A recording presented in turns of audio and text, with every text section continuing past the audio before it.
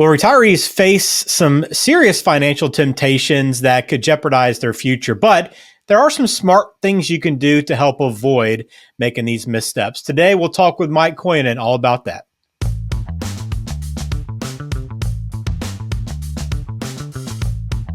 Welcome into Retirement Reality. I am Ben George with Mike Koyanen. He is founder, owner, principal of Preservation Services. Got a good show for you today. Going to talk about retirement temptations. You can find everything online as well at principalpreservationservices.com. Some temptations, Mike, the retirees. Again, these aren't just specific to retirees, but these can really be trouble for retirees if they fall into the trap here. And the first one is carrying too much debt. Now, we can even back this out and say this applies to everyone, because I know the consumer debt in our country continues to tick higher and higher and higher. But it's easy to say, okay, I'm just going to make this purchase. I'll pay it off down the road as I begin making more money and I'm earning more. But man, it can really put you in a huge corner. And if you fall into this trap of just carrying too much debt. Yeah. It's debt is one of the worst ones, and there's good debt and bad debt. I mean, overall debt is not the best, but I'd rather be debt free than carry any debt. But when you have mortgage debt, you're building equity along with that. If you have a very low interest rate, which a lot of Americans do these days, great. But the bad debt we're talking about is the student loan debt at these high interest rates. Credit card debt is awful. And so, being honest, a few decades ago, I was awful at that. We got ourselves out of debt. We don't carry any credit card debt for the last decade plus. We use our credit cards as a convenience to make money. And you have to make that shift, that buy now, pay later. If you don't have the money, we had to make some hard decisions. Says we're not buying anything unless we have the cash to do so. And you have to just draw the line sometime and focus getting rid of that debt.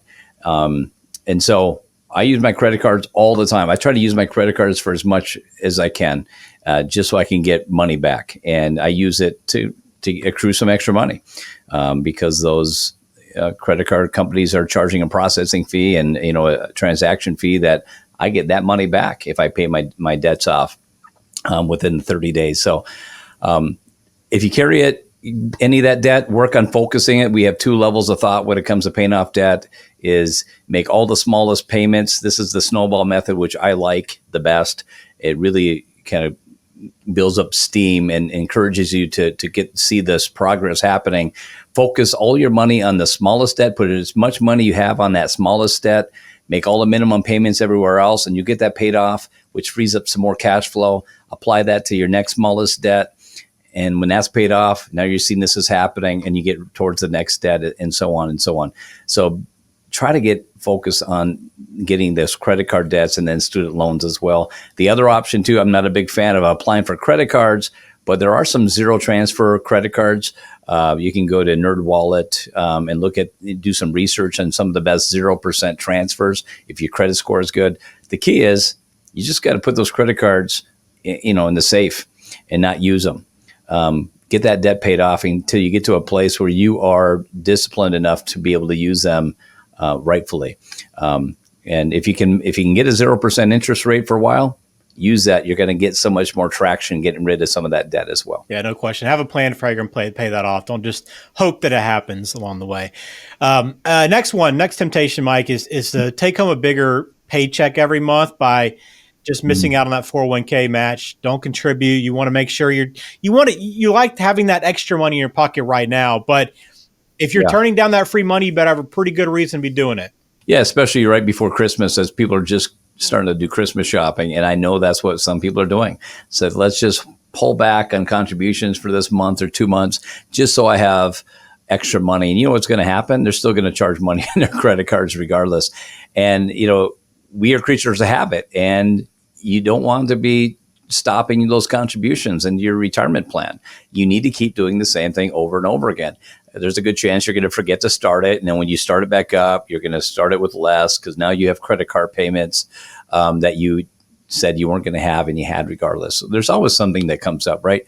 I said excuses are like armpits. We each have two of them and they both stink, right? So, I mean, that's we can always make excuses. You just have to be consistent with contributing. Do not pull back on your 401k contributions ever, unless you're just come into retirement, or you're just a few months away. So stay the course and look at some other plan of actions. And that's why you have an advisor to run some things by if you have some questions and concerns where that money is going to come from. All right. Another temptation and then facing retirees, pre-retirees as well, is just deferring your taxes. And I know, there's a lot of good tools, right? I mean, obviously you're putting money in a 401k, you're getting a little bit of a tax break right now, but in a lot of cases, Mike, you might be better off paying those taxes now and getting the growth later on, right?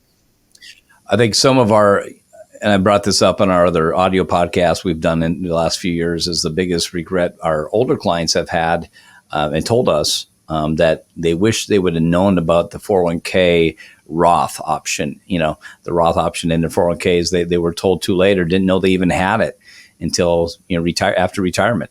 And they wish they would put more money in these tax-free investments rather than a tax-deferred. So I'm with you. We're recommending people to put as much money into Roth today as they can because we don't know what the future tax rates will be. We know where they are today. The Tax Cuts and Jobs Act are expected to expire after 2025, so roughly just about a year away. What will those be? We don't know. And there's speculation that they could be extended, with President Trump serving a second term again. That's great, but there's no guarantees. Either way, whether tax brackets stay the same, go up or go down, you're still going to want to have tax-free income in retirement. Pay the taxes today. And what that can do for you in retirement is it might keep you at a lower tax bracket where none of your Social Security is taxed on the federal level, and it might affect the state level as well if you're one of those 9 states that still tax Social Security. You could be at a zero tax bracket because there's a formula for Social Security called the Provisional Income Formula, and by having all Roth or mostly Roth, you might be in a zero tax bracket.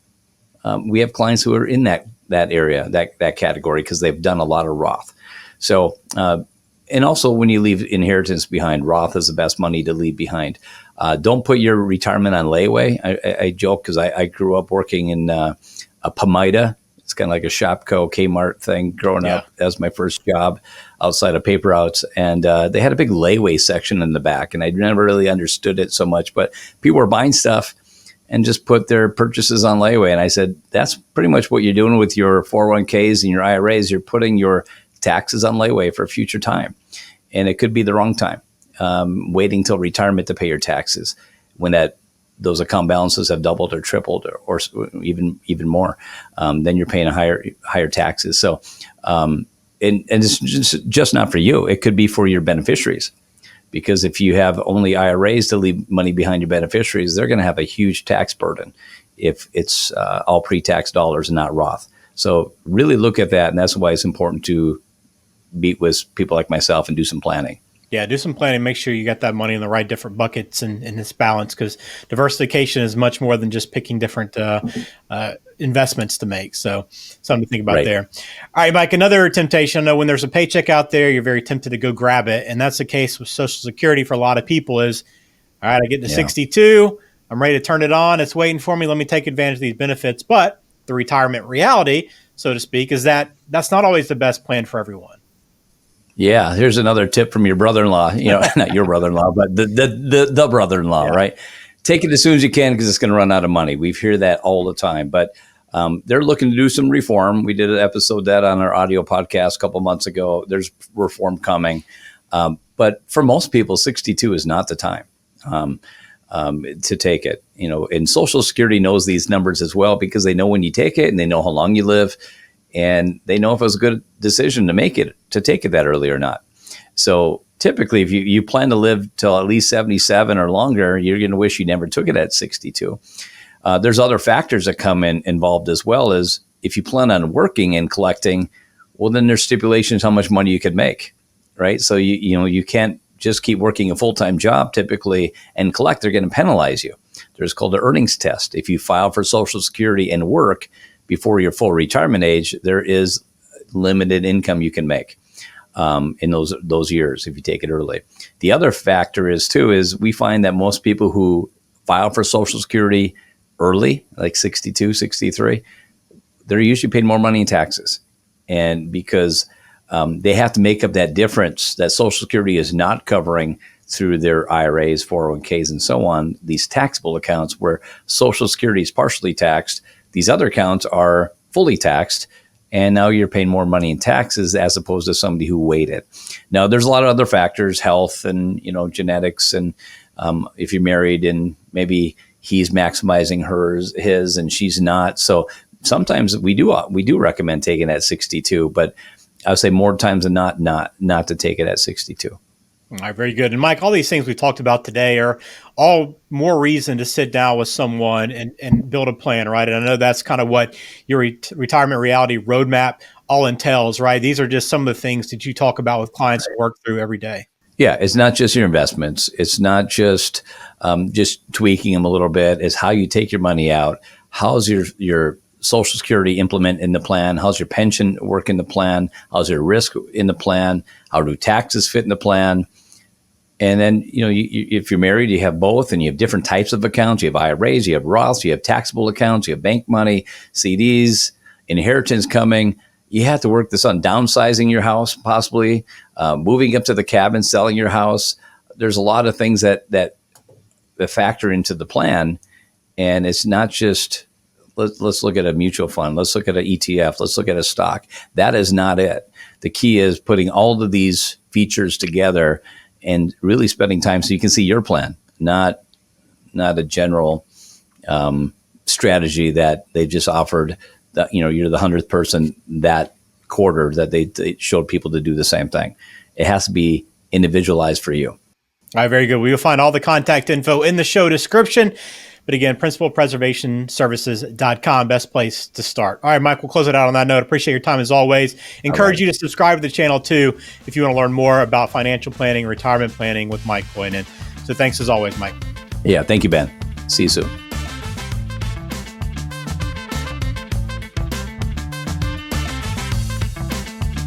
Investment advisory services offered through Alpha Star Capital Management, LLC, an SEC-registered investment advisor. SEC registration does not constitute an endorsement of the firm by the Commission, nor does it indicate that the advisor has attained a particular level of skill or ability. Alpha Star, Principal Preservation Services, LLC, and Principal Wealth Services, LLC are separate and independent entities. Insurance products are offered through Principal Preservation Services, LLC, a Minnesota and Wisconsin insurance agency. Investment advice is offered through Principal Wealth Services, LLC. Any comments regarding safe and secure investments and guaranteed income streams refer only to fixed insurance products offered by Principal Preservation Services, LLC. They do not refer in any way to securities or investment advisory products. Fixed insurance and annuity product guarantees are subject to the claims paying ability of the issuing company and are not offered or guaranteed by Alpha Star.